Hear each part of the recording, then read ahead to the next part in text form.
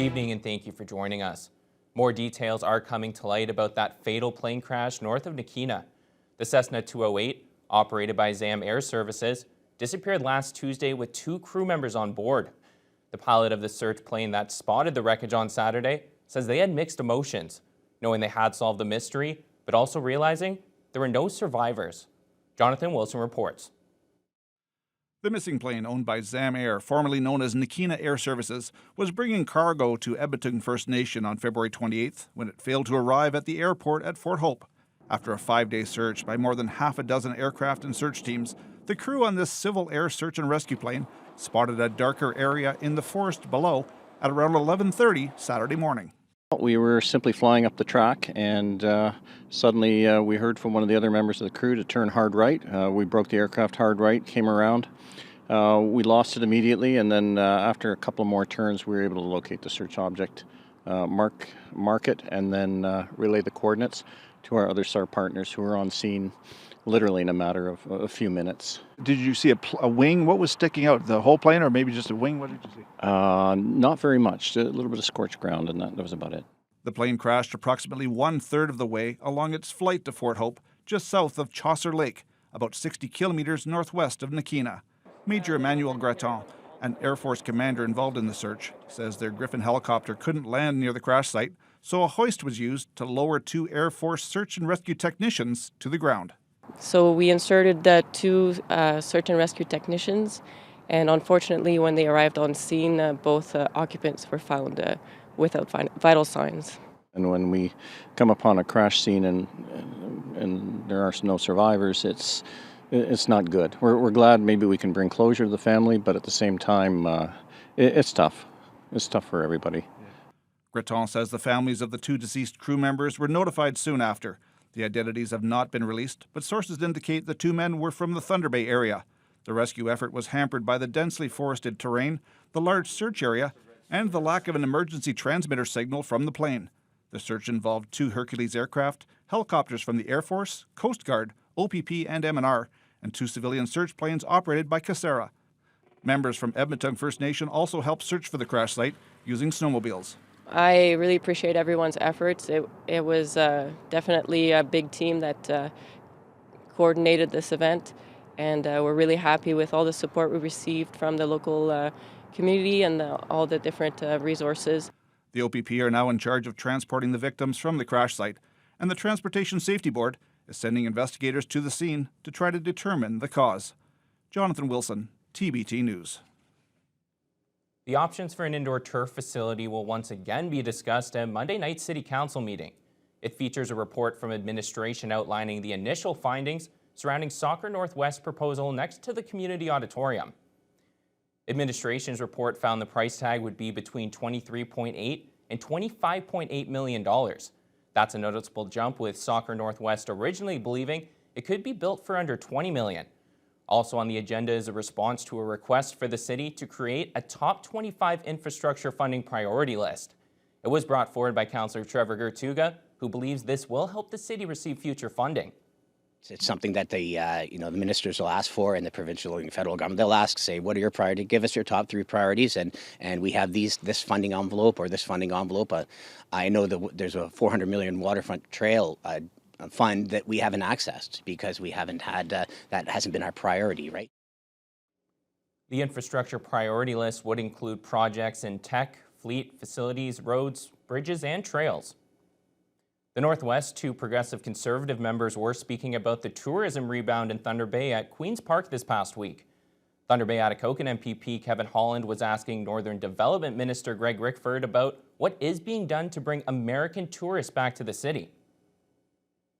The 2022 annual report from Tourism Thunder Bay outlines many achievements, indicating a remarkable recovery with several key tourism statistics rebounding more quickly than expected.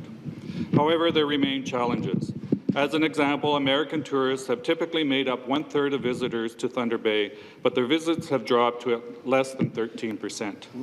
Speaker, can the Minister please explain how our government is supporting tourism efforts in Northern Ontario? Particularly Northwestern Ontario, was significantly impacted by the drop of visitation from the U.S. due to border restrictions.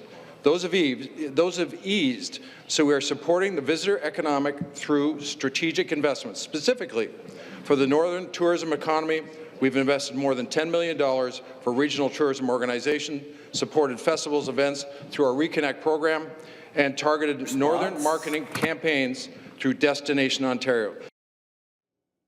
In less than a calendar year, the KZ Lodge tiny home that's located at Hammersholt High School is near completion.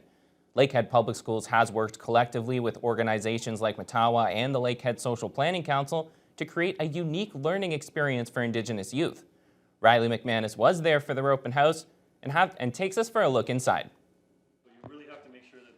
There was 2 goals for the tiny home project when it first started. The first one, to develop hands-on skills and certifications that help students get the experience to the skilled trades. And secondly, to help alleviate the housing crisis in Thunder Bay and northern communities. Lisa McLeod is a teacher at Hammersholt High School and explains what the next steps are for this tiny home. Well, this home eventually will get used as a home. In the meantime, though, it is going to go to Matawa First Nations. They are in the process right now of hopefully creating a tiny home village here in the city of Thunder Bay. So I believe it's going to go to that location and it's going to get used as a demonstration, kind of highlight what tiny homes are all about, and then hopefully work to start a new one. Smart Modular Canada has helped supply the materials, and funding from other sources has allowed the students not only to learn with a hands-on approach, but be paid for their time as well. Jaden Sugarhead is one of the grade 12 students who helped in the creation of the tiny home and found that this could be something he could take with him in the future. Something I could do in the future and use, when I get into carpentry, And Sugarhead wasn't the only student who felt that way, as this collective project has opened the minds of many students. I do think that for our students, they've really enjoyed the process along the way. It's been quite a journey, and for them, being involved in something that's real world, creating a house that they know is going to get used for a family that needs it, and the issue of housing in Thunder Bay, they're all very aware of that being an issue, and I think they feel really good about being involved in something so positive and making a positive change for the community. This home is about 95% done. It just needs some finishing touches. And it's just the start of what the students, the community, all the partners, and the schools have planned for these tiny homes. Riley McManus, TVT News. The Winter Fun Days activity series continued this afternoon, this time at Minnesota Park. The event had programming by Science North, the Youth Inclusion Program, Youth Move, and Healthy Kids Thunder Bay. Jessica Clement has the details. Minnesota Park was crowded with families who wanted to take advantage of the warm weather and take part in the various activities on site. This week's event was joined by Science North, who brought along winter science activities, including a wooden marble run, giant stack cups, and a bottle rocket.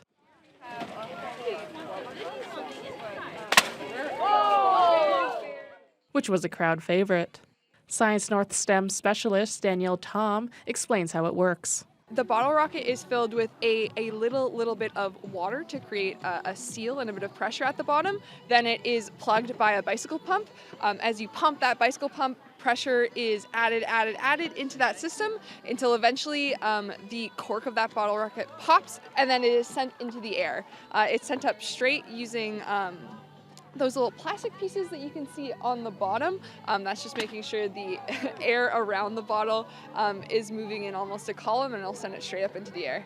The event was also joined by the Youth Inclusion Program, who were serving hot chocolate, Youth Move, who had a barbecue going, and Healthy Kids Thunder Bay. We are opening a new site out of Minnesota Park, so in the Dease, McKellar, Simpson, Ogden neighborhood. So today we're kind of getting to know the community members, giving information on our programming, and really just trying to start the rapport with the community. So we have sites at Academy and Windsor neighborhoods, and like Brianna said, we're just starting this one up here. So we offer health promotion programs and services to children and families in these areas. With so many activities on site, it was hard to pick a favorite. But Carrie Ann Tapik and Eve Newdorf were able to narrow it down. It's a toss-up. We really like the Legos that are over there, and the cup stacking was lots of fun. Definitely beats doing the tiny cups at home because they make a bigger sound, exhibits, and of course hot chocolate. There are only 2 weeks left of Winter Fun Day activities. Next week, there'll be a Strathcona Golf Course from 2 to 4 p.m., snowshoeing through the groomed trails. Jessica Clement, TVT News.